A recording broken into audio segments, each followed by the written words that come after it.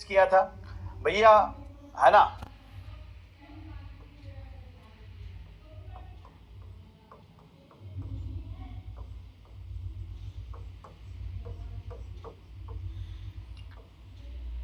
NEET cancelled, what next.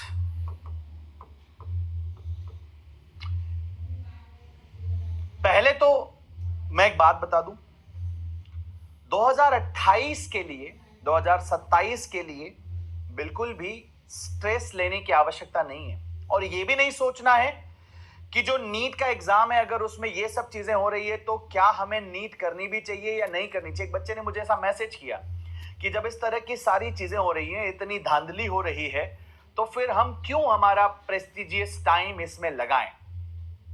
आपका dream है यार, you really wanted to become a doctor. आप केवल पैसा कमाने के लिए, केवल रुतबे के लिए आप नीट में नहीं आए हैं। आपका एक विजन है, you wanted to do something really big in your life. तो बिना डॉक्टरी किए, बिना एमबीबीएस किए वो आप नहीं कर पाएंगे। ये आपने सोचा हुआ, ये आपको पता है। तो इसलिए इस एग्जाम में क्या चीजें हो रही हैं उससे तुम्हारा 2027 और 2028 अफेक्ट नहीं होगा। सर कैसे अफेक्ट नहीं होगा? मैंने कल भी आपको बताया था, आज फिर बता रहा हूं। अफेक्ट नहीं होगा कि पीछे एक छोटा सा लॉजिक है। जब भी किसी एग्जाम में इस तरह की चीज कोई पकड़ी जाती है तो थोड़ी और ज्यादा साउंड प्रूफिंग हो जाएगी। हां, ये बात सच है, बहुत दुखद बात है। कोई एक व्यक्ति जो पूरी चेन में रिस्पॉन्सिबल था, सबसे बड़ी गलती उस एक व्यक्ति को अपने अंदर झांक करके उस इंसानियत से एक सवाल पूछ लेना चाहिए था जिसने एट लास्ट पेपर को बाहर किया होगा। उस एक व्यक्ति को, 25 लाख लोगों की बात नहीं है केवल ये, 25 लाख एस्पिरेंट्स हैं। हर एक परिवार में अगर मैं केवल 4 लोग भी कनेक्टेड मान लूं तो करीब 1 करोड़ लोगों की जिंदगी को आप डायरेक्ट अफेक्ट कर रहे हैं। ये बिल्कुल नहीं होना चाहिए, सरासर गलत है। लेकिन 2027 और 28 में ऐसा रिपीट हो ये जरूरी नहीं है। तो ये सोच करके तुम्हें अपने आप को अफेक्ट नहीं होने देना है। तुम्हें बस अपना काम करना है, पूरी ईमानदारी से पढ़ाई पर फोकस होकर के। राइट एवरीवन, फील करते हो ये बात? You are on a mission.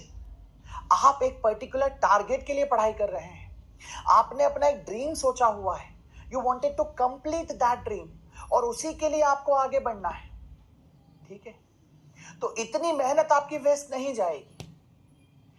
तो सरकार को इस पर सोचना चाहिए, और जितने भी लोग रिस्पॉन्सिबल होने, ऐसी कड़ी से कड़ी सजा मिलनी चाहिए कि मतलब कोई व्यक्ति सपने में भी इस तरह की चीज करने की सोचे ना। ये बहुत बड़ी बात है।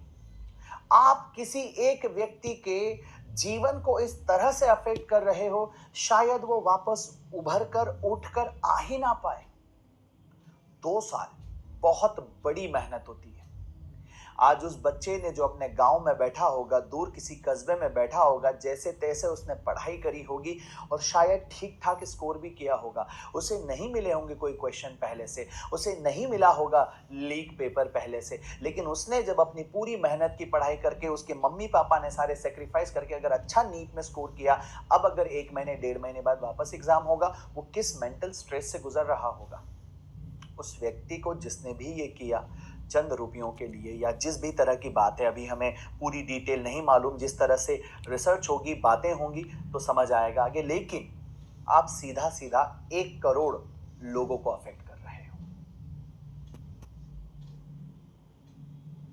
तो मेरी यही रिक्वेस्ट है कि आप अपना एक घर शायद आलीशान बना लेंगे, लेकिन इस भारत देश के 1 करोड़ लोगों को, 25 लाख परिवारों को आप शायद बहुत बुरी तरीके से अफेक्ट कर दे रहे हो। मैसिव नुकसान कहा जाएगा इसे, मैसिव। तो ये समझना पड़ेगा, और इसके लिए पूरी व्यवस्था को इस तरह से तैयार होना पड़ेगा कि कभी कुछ ऐसा हो ही ना। इंटैक्ट एग्जाम होना चाहिए। एक बच्चा एग्जाम लिखने जाता है, उसकी इतनी गजब चेकिंग होती है, 2 घंटे 3 घंटे पहले सेंटर पर बुला लिया जाता है, जबरदस्त उसकी चेकिंग हो रही है, बहुत सारे पैरामीटर्स पर चेक किया जा रहा है। उस बच्चे की तो इतनी पहुंच ही नहीं है कि वो ये चीटिंग कर सके। उन लोगों को पकड़िए जो ये कर रहे हैं।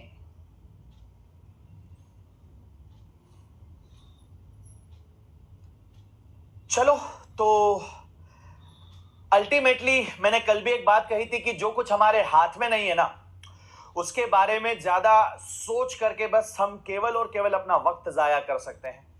तो 2027 और 28 के लिए क्या हमारे हाथ में है? बहुत अच्छे से मेहनत करना। वो बहुत अच्छे से मेहनत करिए। और जितने भी आपके बड़े भाई बहन हैं या जो आपके सीनियर है जिन्होंने इस बार एग्जाम दिया था, उन तक अगर आप मेरे शब्द पहुंचाना चाहते हो तो बस एक बात पहुंचा देना कि अगर तुमने शिद्दत से 2 साल मेहनत करी थी ना, तो अब भी डरने घबराने की जरूरत नहीं है। तुम्हारी मेहनत को तुमसे छीन नहीं लेगा। पेपर आसान आएगा तो पूरी दुनिया के लिए आसान होगा, पेपर टफ आएगा पूरी दुनिया के लिए टफ होगा। और अगर तूने मेहनत ढंग से करके रखी हुई मेरे दोस्त, तो फिर तू ये जीती हुई बाजी, ये हारी हुई बाजी वापस जीत जाएगा। तुझे कोई नहीं रोक सकता, तेरी मेहनत को कोई नहीं रोक सकता।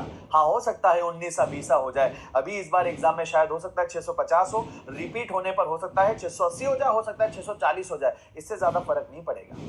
तो इसलिए टेंशन मत लो, उदास बिल्कुल मत हो। मेहनत करो, तुम्हारे हाथ में जो है तुम उस पर कॉन्सेंट्रेट करो।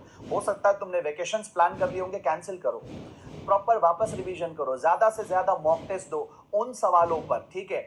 हमेशा याद रखना, तुम सभी बच्चे भी ध्यान से देखना, your always your preparation should be from weakest topic. शुरू कहां से करना है? जो सबसे कमजोर है। वीकेस्ट से कहां पर जाना है? स्ट्रॉन्गेस्ट की तरफ। वीकेस्ट टॉपिक से कहां पर जाएंगे आप? स्ट्रॉन्गेस्ट टॉपिक की तरफ आप आगे बढ़ेंगे। बोले सर इससे फायदा क्या होगा? तैयारी के दौरान हमेशा समय कम पड़ता है। तैयारी के दौरान हमेशा समय कम पड़ता है। आखिरी में जब समय कम पड़ेगा और कम समय पड़ने के बाद जो छूटेगा वो स्ट्रॉन्ग टॉपिक छूटेगा, वीक नहीं छूटेगा। तो तुम्हारे टेस्ट में स्कोर ज्यादा आएंगे। अंडरस्टूड? तो ये तुम्हारे लिए भी एक बहुत अच्छी बात थी, ठीक है। चलो, बहुत बढ़िया। आगे